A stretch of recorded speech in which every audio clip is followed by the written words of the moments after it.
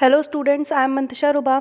आज हम लोग 12th इंग्लिश मीडियम बायोलॉजी में वेजिटेटिव रिप्रोडक्शन की इम्पॉर्टेंस और उसकी लिमिटेशंस के बारे में पढ़ेंगे। देखिए, हमने पिछले आपको वीडियो में माइक्रो प्रोपेगेशन या टिश्यू कल्चर के बारे में पढ़ाया था, तो वहाँ से आप लोगों का वेजिटेटिव रिप्रोडक्शन कंप्लीट होता है। तो अब आप लोगों को वेजिटेटिव रिप्रोडक्शन की इंपॉर्टेंस पढ़नी है और उसकी लिमिटेशंस पढ़नी है। तो सबसे पहले हम लोग पढ़ेंगे इंपॉर्टेंस ऑफ वेजिटेटिव प्रोपेगेशन। इसका मतलब हुआ कि वेजिटेटिव प्रोपेगेशन की हमारी लाइफ में और हमारे पूरे होल लिविंग किंगडम में क्या इंपॉर्टेंस है और वो उसका क्या महत्व है, जिसके बिना लाइफ पॉसिबल नहीं हो सकती। तो सबसे पहले देखिए, वेजिटेटिव रिप्रोडक्शन जो है वो रिप्रोडक्शन का सबसे ईजी तरीका है और सबसे रैपिड तरीका है। मतलब बहुत तेज़ी से होता है। जैसे आप लोगों ने अमीबा वगैरह में बडिंग देखी थी, तो बहुत तेज़ी से हो रहा है। तो इस वजह से वेजिटेटिव रिप्रोडक्शन जो होता है, उससे एक सिंगल पेरेंट से एक नए इंडिविजुअल की जो कॉन्टिन्यूटी होती है वो बहुत तेज़ी से होती है। इसका मतलब हुआ कि आप वेजिटेटिव रिप्रोडक्शन जो है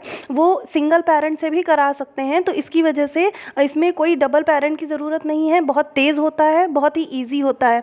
ठीक है। और इसके अलावा कुछ ऐसे प्लांट्स हैं जिनमें सीड नहीं बनती है, मतलब बीज नहीं बनती हैं, तो उनमें भी वेजिटेटिव रिप्रोडक्शन जो होता है वो होता है। जैसे कि बनाना, ग्रेप्स हो गया, ऑरेंज हो गया, रोज़ हो गया। तो ऐसे प्लांट जिनमें सीड नहीं बनती है उनमें वेजिटेटिव रिप्रोडक्शन होता है। इसका मतलब हुआ कि अगर वेजिटेटिव रिप्रोडक्शन ना होता तो ये प्लांट दुनिया में सर्वाइव कर ही नहीं सकते थे, क्योंकि इनमें बीज नहीं बनती है।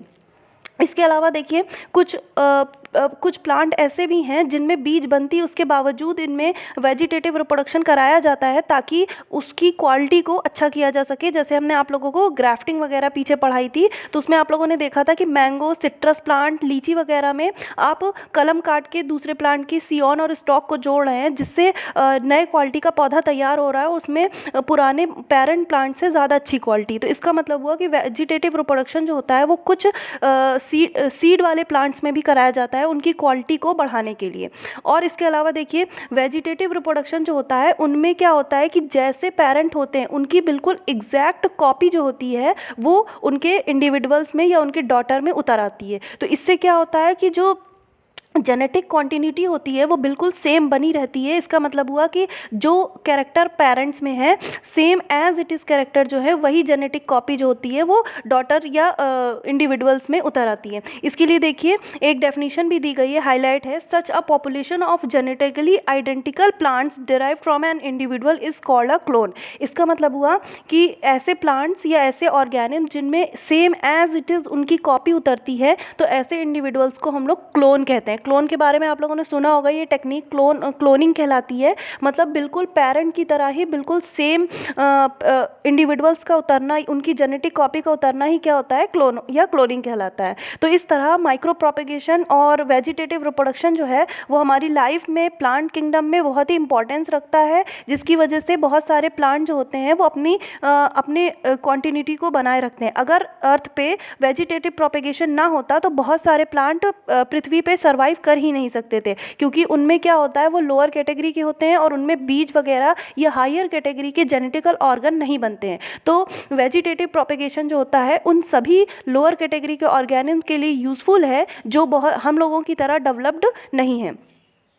इसके अलावा पीछे हमने आप लोगों को माइक्रो प्रोपेगेशन पढ़ाया था। तो देखिए, माइक्रो प्रोपेगेशन भी वेजिटेटिव, आर्टिफिशियल वेजिटेटिव रिप्रोडक्शन है, जिसकी वजह से आप लैब में नए तरीके के पौधों को उगा रहे हैं। तो ये भी एक तरीके का हमारे लिए यूज़फुल है। मतलब इसका ये हुआ कि पूरा ऑल ओवर इसका कंक्लूज़न ये निकल रहा है कि वेजिटेटिव प्रोपेगेशन जो है वो हमारी लाइफ में बहुत ही इंपॉर्टेंस रखता है, जिससे बहुत सारे एनिमल, प्लांट्स अपनी कॉन्टिन्यूटी को बनाए रखते हैं।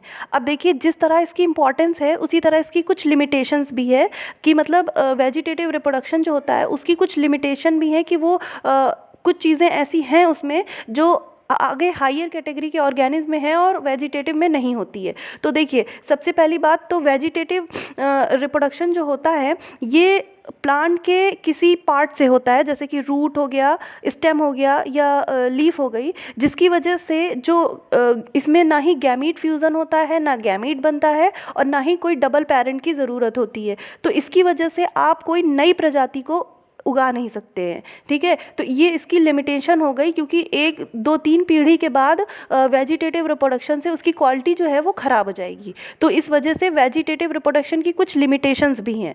तो ये आप लोगों का दो टॉपिक आज से कंप्लीट हो गया, इंपॉर्टेंस ऑफ वेजिटेटिव प्रोपेगेशन और लिमिटेशंस ऑफ वेजिटेटिव प्रोपेगेशन। अब आप लोगों का यहाँ से वेजिटेटिव रिप्रोडक्शन वाला टॉपिक कंप्लीट हो गया। तो अब आप लोगों ने रिप्रोडक्शन के दो टाइप पढ़ लिए, एसेक्सुअल रिप्रोडक्शन और वेजिटेटिव। अब आप लोगों को अगले टॉपिक में हम सेक्सुअल रिप्रोडक्शन पढ़ाएंगे, तब आप लोग का चैप्टर कंप्लीट होगा। तो ये आप लोग दोनों चीज़ें कॉपी में लिख के तैयार कर लीजिएगा। Thank you.